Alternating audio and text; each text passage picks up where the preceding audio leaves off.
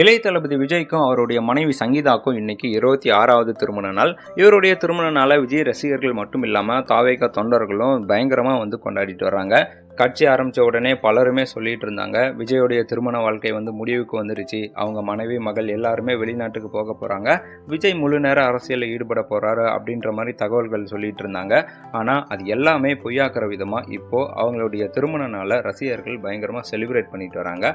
இவங்களுடைய திருமணமே பார்த்தோம்னா ஒரு சுவாரஸ்யமான கதை அப்படின்னே சொல்லலாம். ஸோ பார்த்தோம்னா லண்டனை சேர்ந்த சங்கீதா விஜயோடைய தீவிரமான ஒரு ரசிகை. அவரை பார்க்கறதுக்காகவே லண்டன்லேருந்து சென்னைக்கு கிளம்பி வந்திருக்காங்க.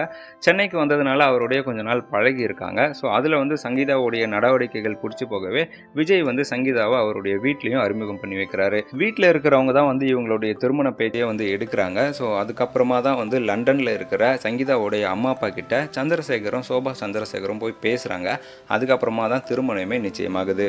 ஸோ ரெண்டு வீட்டோட சம்மதத்தோட பத்திரிகையெல்லாம் அடித்து 1999 ஆகஸ்ட் 25 எக்மோரில் இருக்கிற ராணி மையம்மை கல்யாண மண்டபத்தில் தான் இவங்களுடைய மேரேஜ் நடந்துச்சு.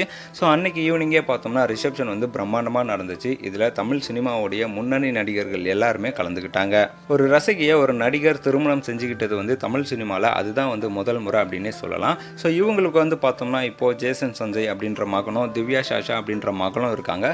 இதில் ஜேசன் சஞ்சய் பார்த்தோம்னா டைரக்டராகவும் தமிழ் சினிமா அறிமுகமாக இருக்காரு.